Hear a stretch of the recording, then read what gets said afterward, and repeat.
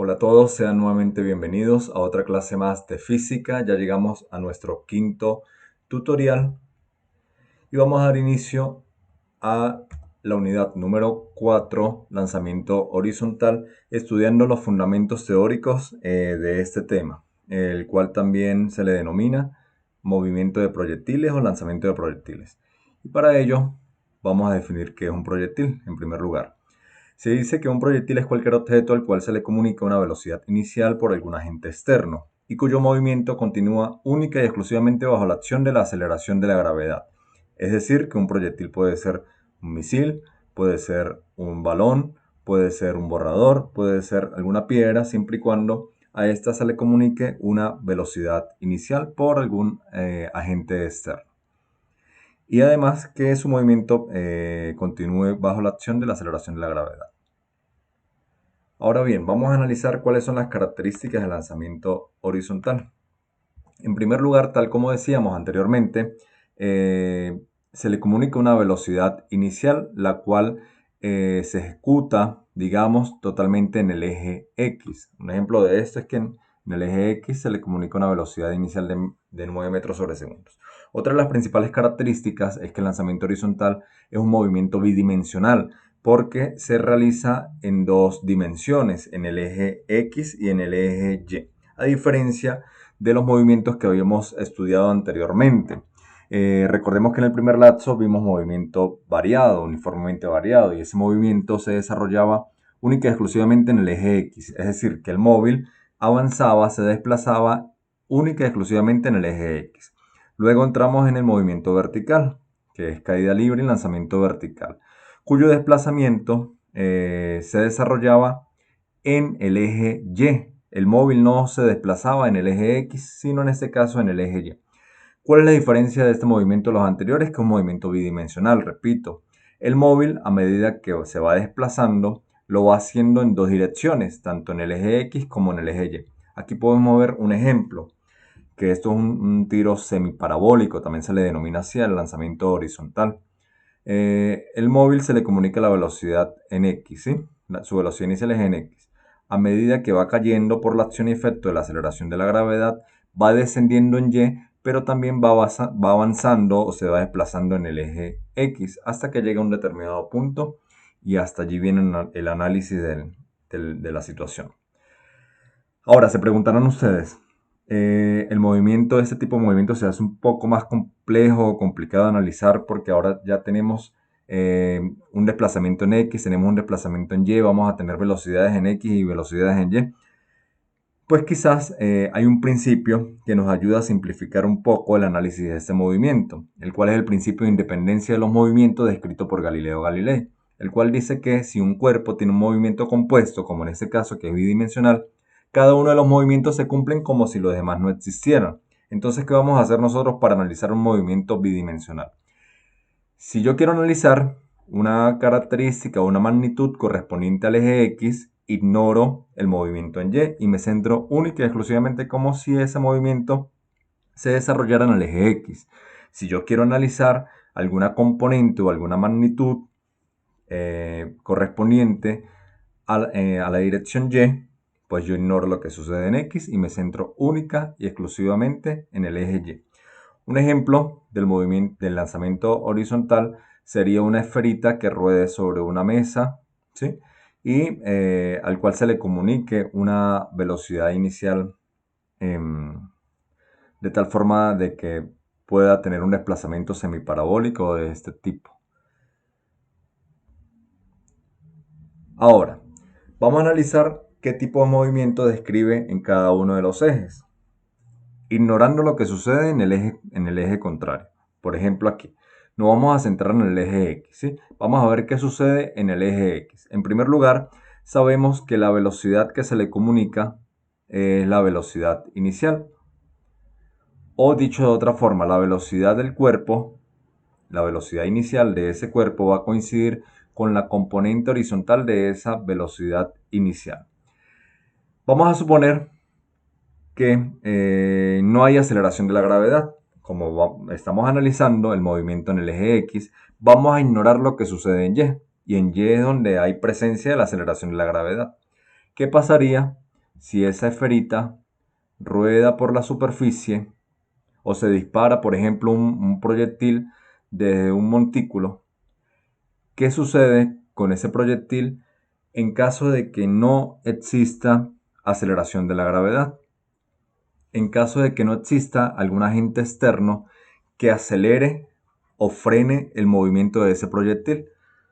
Pues la respuesta es muy sencilla. El proyectil va a seguir su trayectoria horizontalmente en un movimiento uniforme, porque no hay ningún agente externo que lo acelere ni que lo detenga, ¿sí? Ni que lo haga frenar. Entonces él seguiría su movimiento horizontal y describiendo una velocidad constante, es decir, un movimiento rectilíneo uniforme. Por ello es que en el eje X y en este tipo de movimiento bidimensional decimos que se desarrolla un movimiento rectilíneo uniforme, repito, única y exclusivamente para el eje X. Y la velocidad inicial que se le comunica al proyectil va a ser igual a la velocidad en X. Vamos con el eje Y, ignorando lo que sucede en X. ¿Qué sucede con ese cuerpo con el proyectil en el eje Y?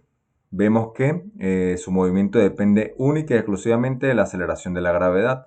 La velocidad inicial pertenece totalmente al eje X, es decir, que para el eje Y la velocidad inicial sería 0. Por lo tanto, y haciendo una analogía, en el eje Y, el proyectil describe una caída libre. Y nosotros ya hemos estudiado las características de la caída libre. Sabemos que en caída libre la velocidad inicial es 0, que el cuerpo describe un movimiento uniformemente acelerado porque a medida que va descendiendo va a ir incrementando su velocidad en una magnitud constante, 9,8 metros sobre segundos por cada segundo que transcurre, y que por ello tiene una aceleración constante, que ese valor de la aceleración coincide con la aceleración de la gravedad, que es 9,8 metros sobre segundos al cuadrado, tal cual como lo tenemos aquí. Entonces, para resumirlo, y que luego, bueno, se nos va a hacer mucho más fácil con la práctica y colocándole números a esto. En el eje X, el móvil describe un movimiento rectilíneo uniforme.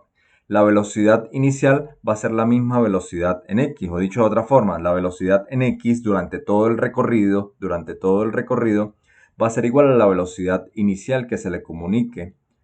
Repito, porque si ignoráramos lo que sucede en Y, no hay aceleración de la gravedad y por lo tanto va a describir un movimiento uniforme, velocidad constante. La velocidad inicial va a ser igual a la velocidad en X durante todo el recorrido.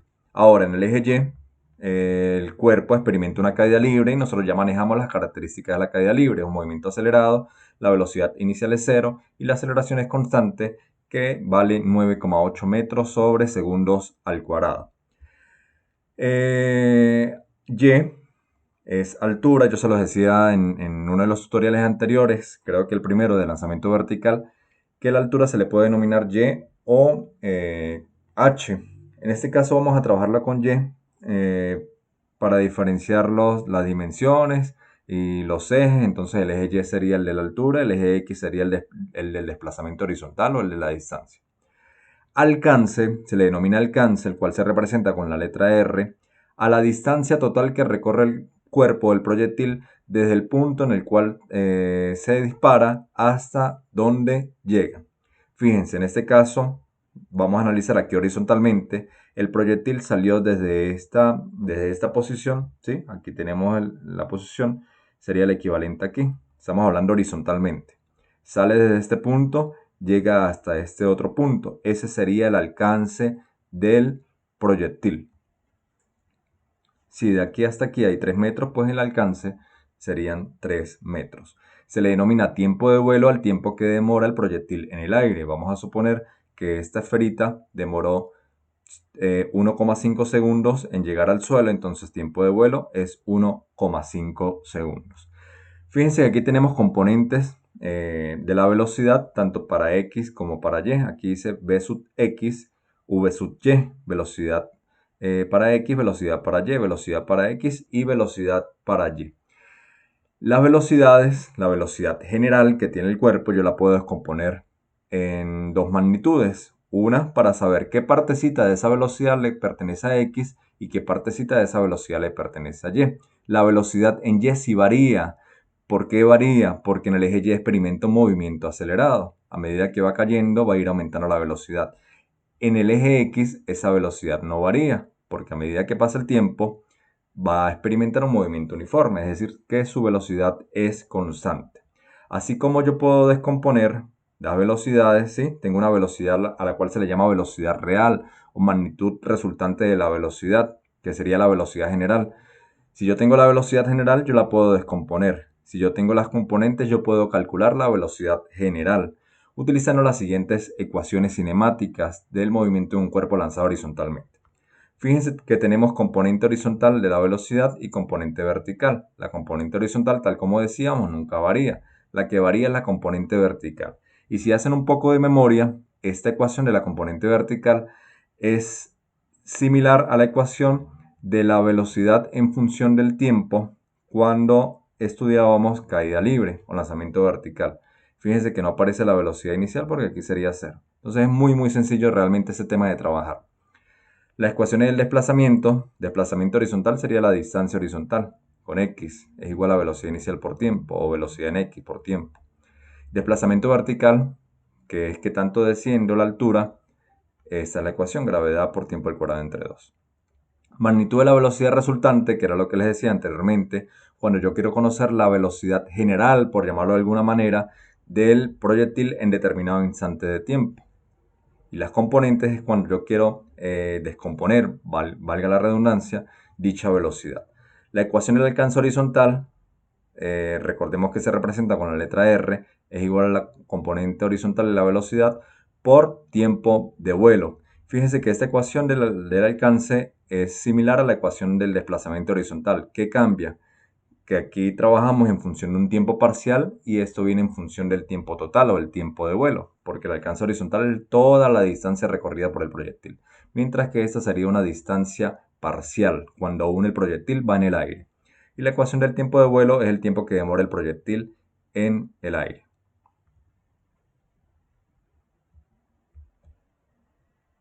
Y de esta forma hemos llegado al final en este tutorial sobre los fundamentos teóricos del lanzamiento horizontal.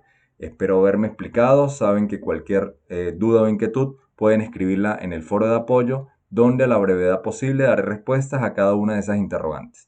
Nos encontraremos en una próxima oportunidad.